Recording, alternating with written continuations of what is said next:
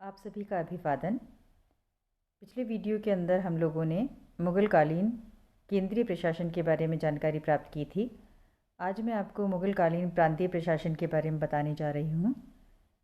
अध्ययन सामग्री आपके पास सही समय पर पहुँच सके, इसके लिए आप इस चैनल को सब्सक्राइब करना ना भूलें और अपना अध्ययन नियमित रूप से सुचारू रूप से चालू रखें। अगर आपको किसी भी प्रकार की कोई सुझाव देने हैं या कोई क्वेरी है आपकी, तो आप कमेंट बॉक्स के अंदर अपने है ना जो कमेंट्स हैं ना जो आप डाल सकते हैं, ताकि मैं आप अपने है जो वीडियो की क्वालिटी के अंदर भी सुधार कर सकूं और आपको जो अध्ययन सामग्री चाहिए उसको भी है ना जो मैं आपको प्रदान कर सकूं, ऐसी मेरी कोशिश रहेगी। चलिए हम लोग मुग़लकालीन प्रांतीय प्रशासन को देखते हैं। हम देखते हैं कि जो प्रारंभिक दो मुग़ल सम्राट थे उसके समय के अंदर, यानी कि बाबर और हुमायूं है, उसके समय में प्रांतीय व्यवस्था में कोई विशेष न जो कार्य नहीं किया गया था। अकबर के शासनकाल में मुग़ल साम्राज्य को सूबों के अंदर यानी कि प्रांतों के अंदर बांटा गया था और प्रांतों को सूबा कहा गया था। हम देखते हैं कि आईन अकबरी के अंदर अकबर के समय के अंदर 12 न जो सूबों की संख्या बताई गई है, लेकिन अकबर के शासनकाल के अंतिम समय तक सूबों की संख्या 15 हो गई थी। इसके बाद में हम देखते हैं कि जहांगीर के समय में यही संख्या बनी रही थी, किंतु शाहजहाँ द्वारा न जो थट्टा, उड़ीसा और न जो कश्मीर को स्वतंत्र सूबा बना देने से सूबों की संख्या बढ़कर न जो 18 हो गई थी और औरंगजेब के समय तक न जो ये सूबे हैं वो संख्या में 20 हो गए थे। यहाँ हम देखते हैं कि न जो प्रांतीय शासन व्यवस्था का जो ढांचा था वो केंद्रीय शासन व्यवस्था के ही समान था। जैसे कि न जो जदुनाथ सरकार ने लिखा है कि मुग़ल सूबों में शासन व्यवस्था केंद्रीय शासन व्यवस्था का ही लघु रूप थी। इसके अंदर कौन कौन से जो पदाधिकारी हैं जो काम करते थे प्रांतीय है जो सूबों के अंदर, उसके अंदर हम देखते हैं कि सूबे के जो प्रमुख अधिकारी थे उसमें सबसे जो पहला जो अधिकारी महत्वपूर्ण अधिकारी था वो था सूबेदार। सूबेदार था वो शासन का प्रमुख है ना जो अधिकारी होता था और इसकी स्थिति है जो अपने सूबे के अंदर एक छोटे बादशाह के समान थी। यहाँ पर जो राजा होता था वो किसी बड़े मनसबदार को इस पद पर नियुक्त करता था और इसकी है ना जो मतलब है ना जो सूबे में इसकी ना जो एक बड़ी जागीर भी इसको है जो प्राप्त होती थी। सूबे में है जो शांति सुरक्षा की व्यवस्था, प्रजा हितों की रक्षा और है जो वृद्धि, फौजदारी मुकदमों का निर्णय करना, विद्रोहों को दबाना, पुल सराय और है ना जो सड़कों की सुरक्षा करना, सड़कों का निर्माण करना। इसी तरह से सूबे में अधीन जो राज्य थे उससे जो कर की वसूली करना, ये विभिन्न है जो कार्य हैं वो सूबेदार के होते थे और जो सूबेदार सूबे में बादशाह का प्रतिनिधि होता था।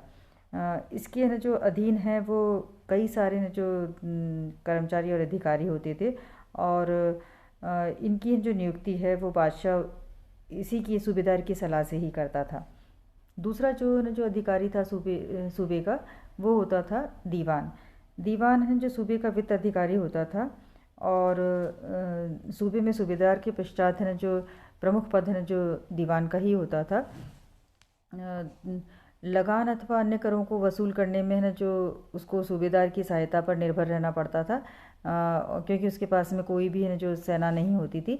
लेकिन फिर भी है ना जो सूबे का है ना जो की वित्त व्यवस्था होती थी उस पर नियंत्रण, आय व्यय का हिसाब रखना, लगान और कृषि की देखभाल, इसी तरह से अपने अधीन है जो वित्त अधिकारियों पर नियंत्रण और जो सूबे की जो आर्थिक स्थिति की सूचना है वो केंद्र सरकार को देना और इसी तरह से न जो दीवानी और धन संबंधी या लगान संबंधी जो मुकदमे हैं उसका निर्णय करना है जो इस दीवान का है जो प्रमुख कर्तव्य या अधिकार दोनों ही थे। इसके बाद में जो अगला जो अधिकारी आता है वो आता है बख्शी। सूबे की जो सेना होती थी उसकी देखभाल करना उसका बख्शी का जो मुख्य उत्तरदायित्व होता था। सूबे की सेना की जो संख्या है उसका संगठन है, नियंत्रण है, रसीद की व्यवस्था है, ये उसके कर्तव्य होते थे। इसके जो इसका पद होता था वो है जो काफ़ी है ना जो सम्मानित और प्रभावशाली है ना जो माना जाता है। इसके बाद में है जो काजी आता है जो कि न्यायिक अधिकारी है। सूबे में है जो सदर और जो काजी का पद है वो साधारणतः एक ही व्यक्ति को प्रदान किया जाता था। सदर की दृष्टि से वो प्रजा के नैतिक चरित्र और इस्लाम के कानूनों की पालना की व्यवस्था करता था। तो वहीं है ना जो काजी के रूप के अंदर वो है ना जो न्याय व्यवस्था का कार्य करता था। इसके अलावा हम देखते हैं कि जो ये सूबे थे वो सरकार के अंदर है जो एक तरह से कह सकते हैं कि जिलों में बटे हुए होते थे, और है जो प्रत्येक है जो सरकार के प्रमुख जो अधिकारी होते थे वो फौजदार, अमलगुजार, बितकची और है जो खजानेदार होते थे।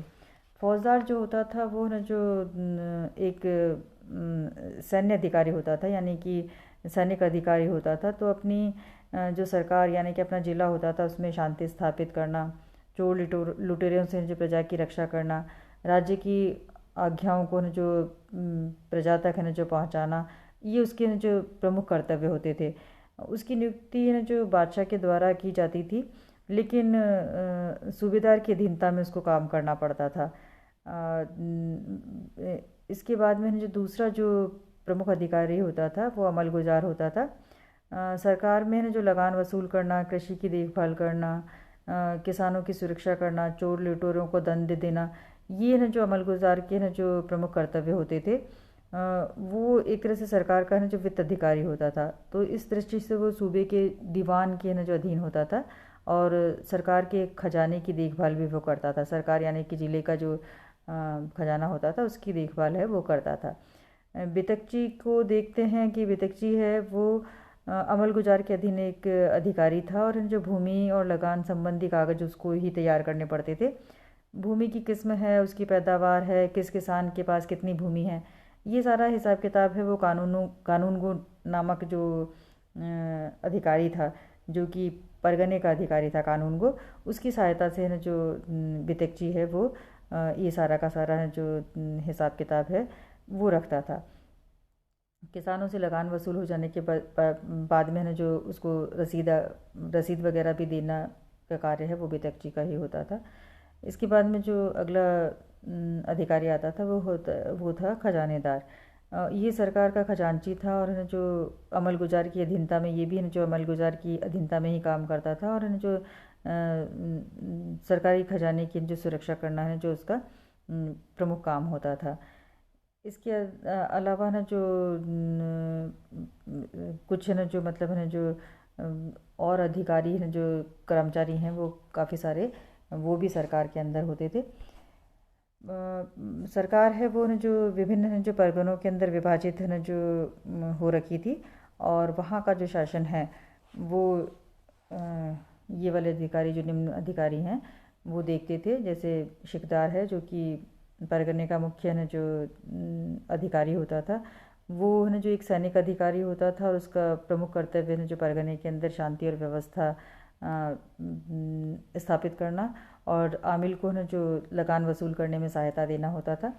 इसी तरह से जो आमिल होता था वो परगने का है न जो वित्त अधिकारी होता था, और न जो किसानों से लगान वसूल करना उसका मुख्य कर्तव्य होता था, और इसलिए वो न जो किसानों से प्रत्यक्ष संपर्क में है न जो रहता था।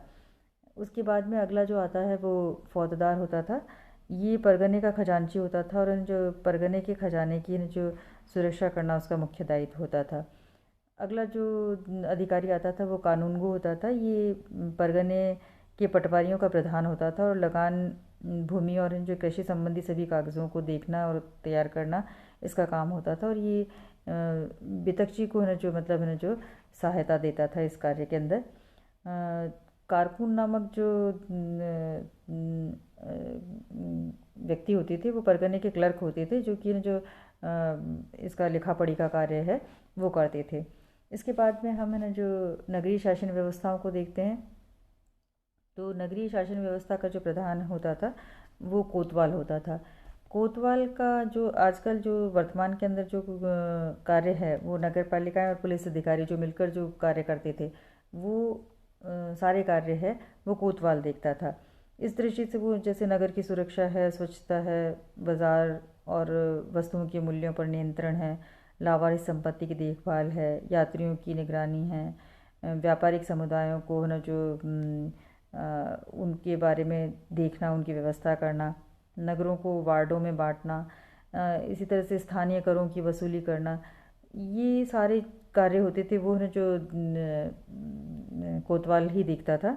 और कोतवाल हैं जो अपनी ना जो इन कार्यों के अंदर हैं जो कि को निभाने के लिए विभिन्न जो स्तर के जो अधिकारी हैं उनकी नियुक्ति करता था। और इसके साथ साथ में उसकी अधीनता के अंदर जो एक ना जो छोटी सी सैनिक टुकड़ी भी होती थी। अगला हम जो ग्राम प्रशासन की तरफ देखते हैं तो यहाँ पर हम देखते हैं कि गांव प्रशासन में जो शासक बादशाह होता था वो इसके अंदर है जो गांव के ना जो शासन के अंदर ज़्यादातर है जो हस्तक्षेप नहीं करता था, बल्कि परंपरागत रूप में जो ग्राम पंचायतें ही अपने जो गांव की सुरक्षा, सफाई और शिक्षा की देखभाल करती थी। इसके अंदर जो गांव के जो प्रमुख है जो अधिकारी होते थे उसके अंदर मुकद्दम जो गांव का मुखिया होता था उस तरह का जो अधिकारी होता था। इसी तरह से जो परंपरागत जो पैतृक है जो चौकीदार होते थे वो जो उस पे गांव की सुरक्षा का भार होता था। इसी तरह से जो गांव के जो पटवारी का जो पद है जो कि लगान संबंधी एक है जो प्रमुख अधिकारी होता था, तो वो भी जो इसका पद भी पैतृक होता था। तो इस तरह से जो गांव के चौकीदार और पटवारियों पर सुरक्षा और लगान संबंधी जो जिम्मेदारियां थी उसको जो पूरी करने के अंदर जो बादशाह होते थे या जो मुग़ल शासक होते थे वो उनके कार्यों के अंदर अधिकतर हैं जो हस्तक्षेप नहीं करते थे। और जो ये सरकारी कर्मचारियों का भी ना जो इसके अंदर कोई हस्तक्षेप नहीं होता था। तो गांव का ना जो शासन है वो गांव है वो ना जो शासन की है जो स्वतंत्र इकाइयाँ होती थी। तो इस तरह से हम देखते हैं कि ना जो मुग़लों की जो प्रांतीय शासन व्यवस्था है वो भी काफ़ी ना जो सुचारू रूप से चल रही थी। डॉक्टर परमात्मा शरण के अनुसार हम देखते हैं कि मुस्लिम शासकों ने अपनी दूरदर्शिता और राजनीतिक कार्यों की पूर्ति के लिए बहुत ही ना जो एक तरह से कह सकते हैं कि उत्तम है ना जो प्रांतीय शासन व्यवस्था का है ना जो संचालन किया था। धन्यवाद।